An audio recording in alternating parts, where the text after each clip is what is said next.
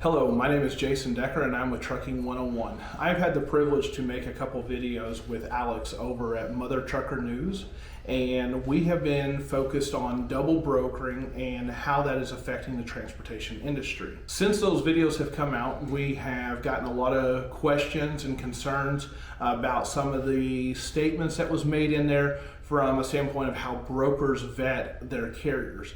So in this video today, what we're going to do is we're going to kind of go over that on a step-by-step process and what brokers do and how they do it, so you can better understand their process and they're not trying to weed out everyone that they think might just be a double broker, but they're just really trying to do their due diligence.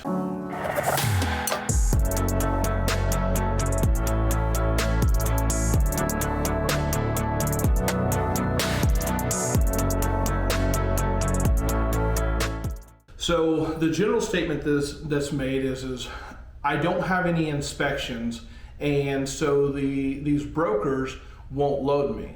They don't understand inspections and how they work. On some level this may be true, but for the most part it's not.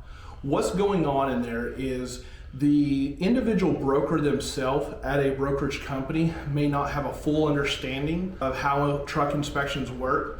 But those SOPs or standard operating procedures are usually set forth by safety directors, safety and compliance personnel, and most of those individuals do have a very good understanding as to how inspections work.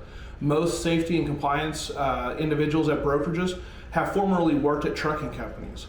They're not new to the transportation industry. A lot of them are actually former DOT officers. Some of them are state troopers and other type of police personnel. So they do have a very good understanding of inspections and what that means to a carrier, but what they're trying to do is do their due diligence in weeding out potential double brokers or bad brokers. The reason they do this is what's called risk mitigation. They are trying to find common denominators with double brokers. So one of the first things that we find when looking at carriers who tend to double broker is they do not have any inspections.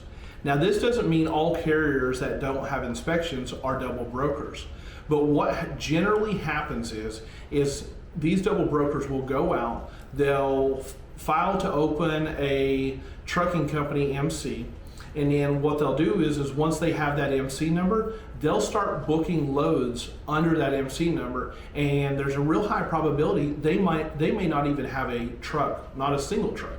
And so they're unable to get any type of inspections. And so when we're looking at carriers, especially carriers that are older than a year old or 365 days, if they have no inspections in 1 year, then a lot of times we'll look at that and say, hey, we don't know for a fact that they're a double broker, but that's a long time to go without an inspection, especially if they are a regional or over-the-road carrier.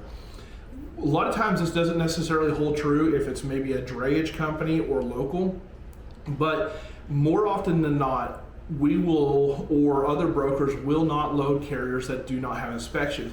And that's no other reason than they're just trying to find common denominators, and that's the biggest one. It's the one that really, every time you find a load that's double brokered, they did not have any inspections.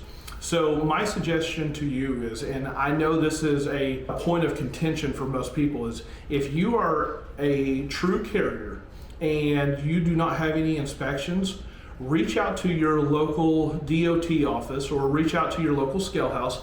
The numbers, you can find their phone number through Google.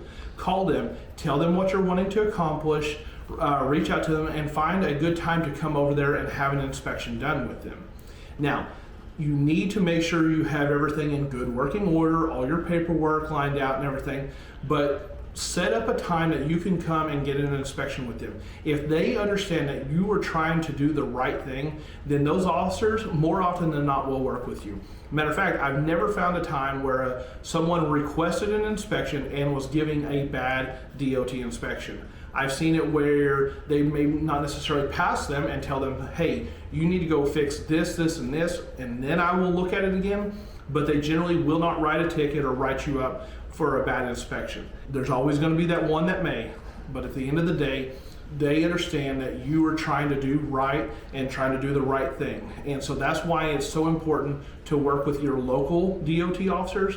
That way you can go back to your house, your shop, or maybe your mechanic and get anything that's fixed and say, I'll be back in a day, or I'll be back in a few hours, and I'd like to go ahead and get this cleared up. Another thing that we look at, or other brokers look at as well, is freight guard. I'm sure most of all of you out there have heard the term freight guard, and what a lot of people ask, what does that really mean? Well, Freight Guard is a company. It's called Carrier 411, and it's a place for brokers to go out and look at trucking companies and how they've performed with past brokers. Now, the concept behind this is good. I actually do like the concept behind it, but sometimes the execution can be a little bit on the unfavorable side. More times than I'd like to count, I've seen freight guards put against carriers. I'll read the notes on it, and they'll have something that should not be a freight guard.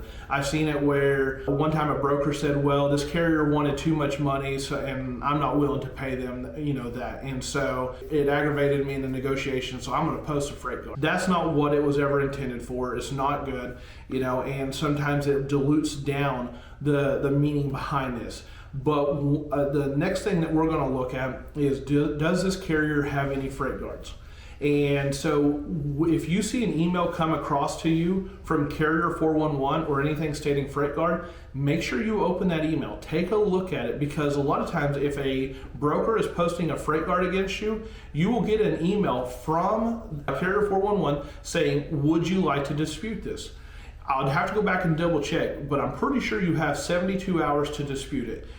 Provide some type of evidence or statement saying why this isn't true or what's going on. But if you don't dispute it, they post it. So take the time, check your emails, make sure what you got going on there, because if you have a freight guard on you, a lot of times it's hard to get it off. And Carrier 411 will not talk to carriers. They only deal with brokers. So keep that in mind. Another thing that we do as well is we will pull the FMCSA record on a carrier, and one of the things we look at is their MCS 150. We see how many trucks they have, how many inspections they have, far as how many trucks they have listed. We've seen companies go out there and they're actually, fraudulent carriers, and they'll post that they have 250 trucks and one inspection, and they've been in business 10 years.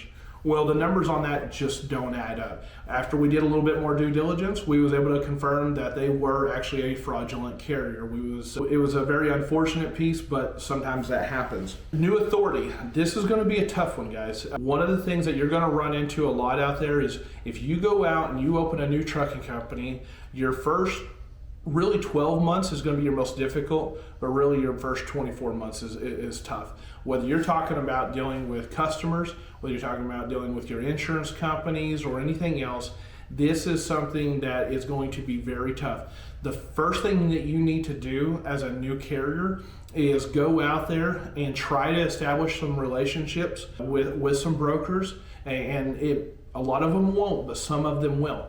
Also, get an inspection or two if you can.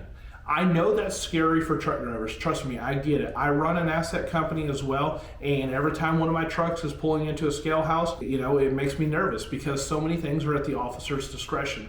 But if you want to validate yourself as a good, solid carrier that you actually are running up and down the road out there, an inspection carries a lot of weight with that. There's so many scams going on in the industry right now, and double brokering is just one of these scams. Another thing that we're seeing more and more is theft of cargo. This is happening a lot. People want to make extra money. Well, while people are stopped at truck stops or other locations, they'll go out there and they'll pop the back doors and see what's being hauled. Maybe it's something they're interested in, maybe it's something not. But we have a saying around here, cargo at rest is cargo at risk. And so when you pull into a truck stop, do your due diligence again. This being a well-lit area, try to back up to something if possible. And we understand that that's not always the case. Matter of fact, a lot of time it's not the case. But there is certain things that you can do. Matter of fact, one of the things that we've done with Trucking 101 is we have put a list of truck stops that have that are known to have thieves working in those lots a lot of the times. Now you got to remember, these truck stops are not bad truck stops. These are good, solid companies that are having to deal with bad individuals. But what we did on Trucking 101, and you can find it at trucking101.net, is go on there and it breaks it down by state. And then let's say you're going to be running in Alabama next week, you can pull it up and it shows you what truck stops in Alabama has trucks or has locations that are known to be hit by these, what we call cargo pirates. So take a moment, visit that website. You'll be able to see a link down in our notes there and everything, and check that out, because I'm telling you, it's almost as bad as double brokering at this point. I appreciate y'all taking the time to watch this video. We're very early on in the stages with this, but what we're trying to do is we're trying to put good information, solid information out there. We're not promoting any asset carriers. We're not promoting any brokerages. What we're doing is we're trying to bring good information to the industry. Trucking 101 is all about that. It's about helping small carriers. I just read a study about a month ago that was talking about there's a little over 2 million trucking companies in the United States. Out of those 2 million trucking companies, 91.5% of those companies are less than 6 trucks. 97.4% of those companies are less than 20 trucks. Your smaller 1-2 trucking companies, that's what's keeping America moving. But it's also one of the industries being hit the hardest. Transportation is just taking a bath when it comes to scams, double brokering, people taking advantage of it. So what we're trying to do is put out good content, ways for you to be safe, be careful, save money, and be able to survive this market downturn, because we know it's coming back in the future. We just don't know when that's going to happen, but we hope to see all y'all there when it does come back. And the way we can do that is by protect yourself, protect your fellow driver, and just do your very best to leverage the tools that you have to be successful.